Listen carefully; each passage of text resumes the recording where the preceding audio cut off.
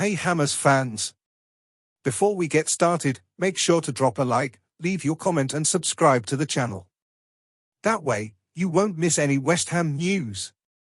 It's Saturday morning in London and the atmosphere is filled with anticipation. West Ham take the field today, and it feels like this is no ordinary match. The week has been heavy with tension, and this Saturday dawns with supporters divided between the hope of a reaction and the fear that the club's immediate future hangs by a thread. The big topic, inevitably, is Graham Potter. According to several reports in the British press, the clash with Crystal Palace could be decisive for the manager. The word behind the scenes is simple: a heavy defeat today would mean the end of his tenure at the club. It's not about any loss, but rather the idea that a poor performance and a convincing defeat would test the board's patience to its limit. Even so, many supporters believe Potter is more a reflection of the problems than their true cause. The squad was assembled too late, reinforcements arrived in a rush, and the lack of planning was obvious. Yet the manager finds himself in the eye of the storm, while the board is already holding talks with possible replacements. One of the most mentioned names is Slaven Bilic, a figure beloved by the fans, who would reportedly be willing to return. But another who has gained traction in recent days is Nuno Espirito Santo. Media sources revealed that Karen Brady had met with Nuno's representatives to discuss the possibility of him taking charge. This possibility carries an important detail: Nuno is unlikely to come alone. He has a close relationship with super agent Jorge Mendes, which would mean many signings would go through his network of contacts.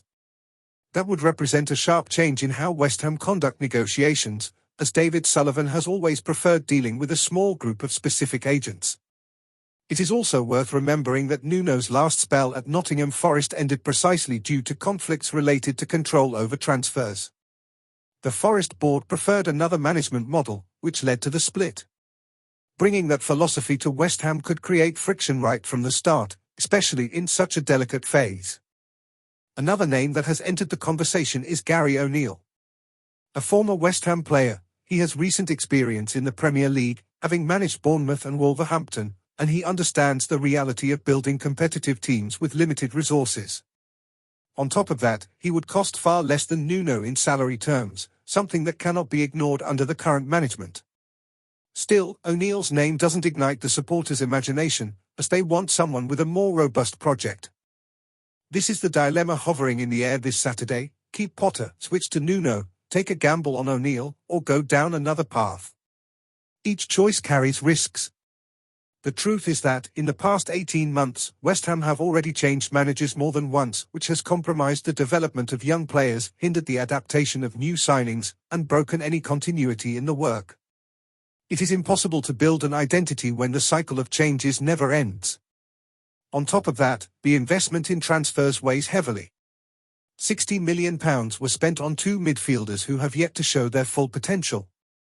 And when the manager is changed every few months, the players are left at the mercy of new systems, new ideas, and new demands. There is no real progress, only a succession of restarts. Meanwhile, the fans are mobilizing. Protests are scheduled for today, even before the ball is kicked. Many supporters want to make it clear that the dissatisfaction is not only with the manager but especially with the board. There has already been a vote of no confidence in the Supporters Advisory Board, showing that the base of support for the current leadership has all but collapsed. The atmosphere is one of demands and pressure for deep changes. But this Saturday is not only about tension. Those who prefer can support the academy, which also has important commitments. The under-21 teams take the field at Rush Green, with cheap tickets and all proceeds going to the academy.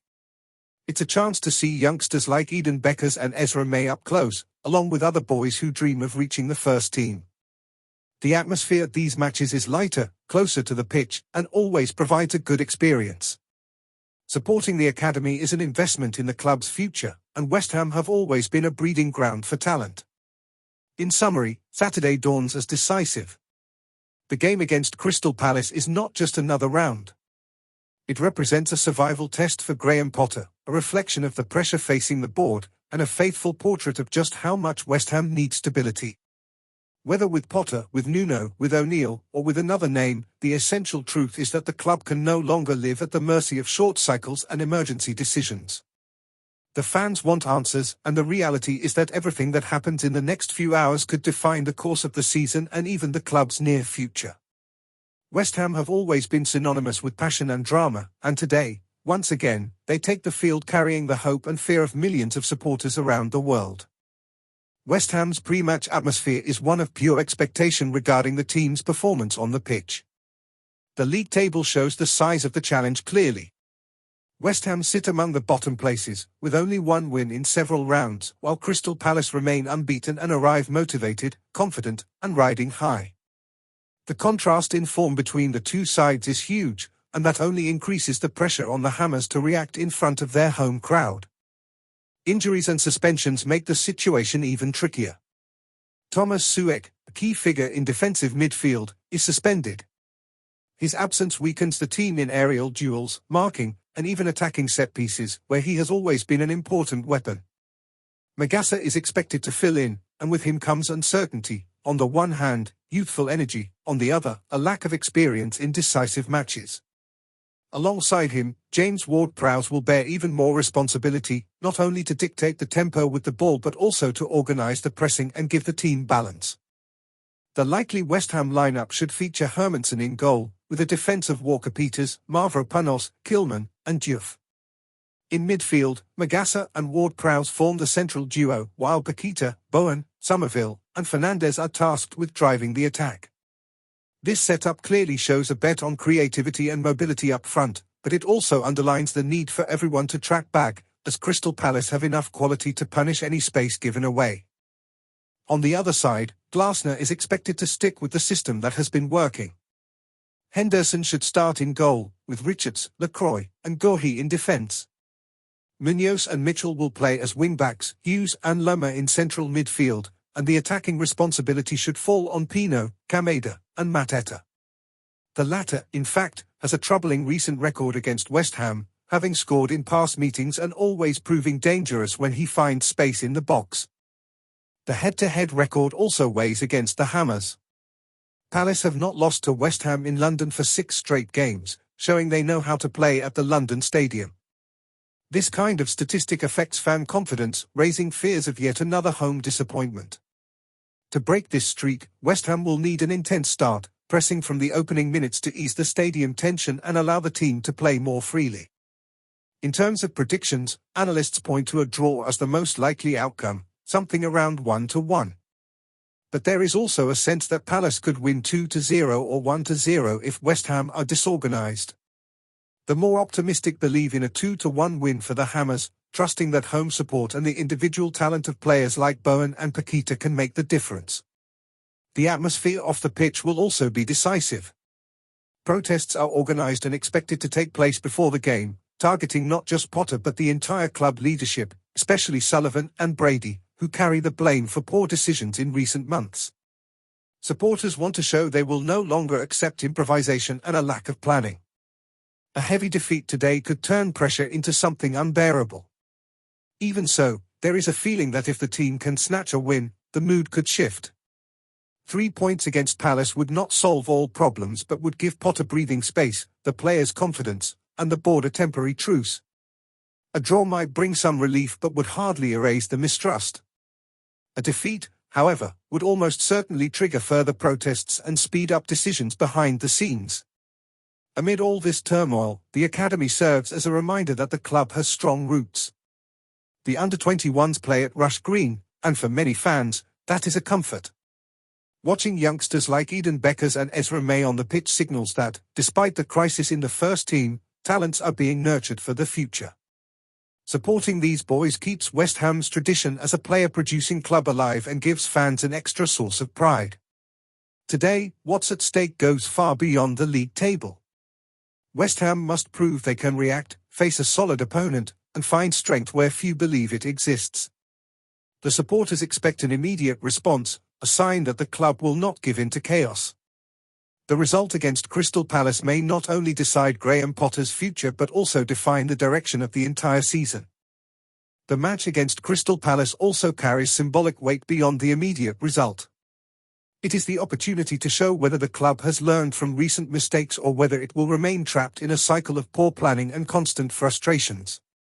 Every supporter arriving at the stadium today brings not only the expectation of seeing goals but also the hope of witnessing a clear sign of change in attitude.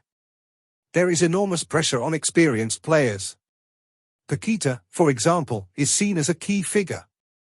The fans know his talent can decide matches, but they demand more consistency, more leadership.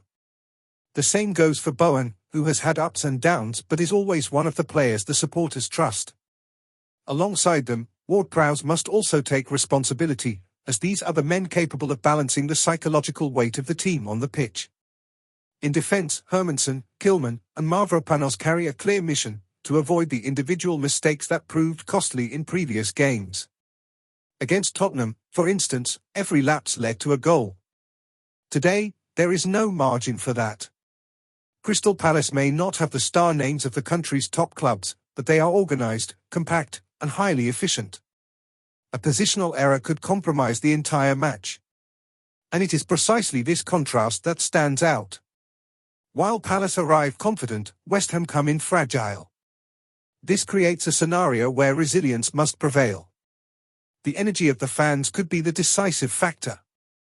The London Stadium, when it roars, pushes the team and pressures the opponent. If the players show fight from the beginning, the atmosphere could turn into a powerful ally. But if they start nervously and insecurely, the crowd can quickly turn against them. Beyond the present, there is reflection on the future. Many fans see this Saturday as a turning point. If the team win, it could give Potter breathing space to gradually adjust the side and perhaps find the stability that has so far been absent. If they lose, the board may no longer wait and instead make drastic changes, opening a new cycle that could mean more months of uncertainty and adaptation. This dilemma is nothing new for West Ham. Over recent years, the club has swung between moments of hope and phases of frustration, always oscillating between projects that fail to take hold. Moyes' departure, the arrival of managers who did not succeed, and constant backstage upheavals all reflect an instability that must end. That is why today's game is so important. It symbolizes the search for a fresh start and a more solid path. There is also a very strong emotional aspect. West Ham supporters are tired of empty promises. They want to see fight, commitment, and sweat on the pitch. Even if the result is not perfect, it is crucial that the team show effort, that every player demonstrates awareness of the responsibility that comes with wearing the claret and blue. The minimum the fans demand is a battle until the final whistle, and anything less will be unacceptable. As the minutes tick down to kick-off, anxiety builds. On the streets around the stadium, fans gather, many still torn between protesting against the board and supporting the team. Inside the stands, the expectation is for a tense atmosphere, but also for passionate backing if the players show a will to win. This is the power of West Ham supporters, to demand fiercely, but also to push the team forward when they feel the fight is real. In the end, this Saturday will be remembered one way or another. It could be the day West Ham began to react, defeating a tough rival and regaining part of the lost confidence. Or it could be the day the crisis deepened, paving the way for immediate changes and greater instability. Everything depends on what the players do on the pitch, because there are no more excuses, no more room for mistakes. The moment is now, and the supporters know it. More than ever, the essence of West Ham must shine through. The club has always been synonymous with passion, drama, and resilience. Today, those three words once again define what is at stake. The result will not just be 3 more points in the table but a reflection of what the team is capable of delivering in a moment of extreme pressure. And, regardless of what happens, millions of fans around the world will be watching, hearts racing, hoping that this is finally the beginning of a new chapter. West Ham,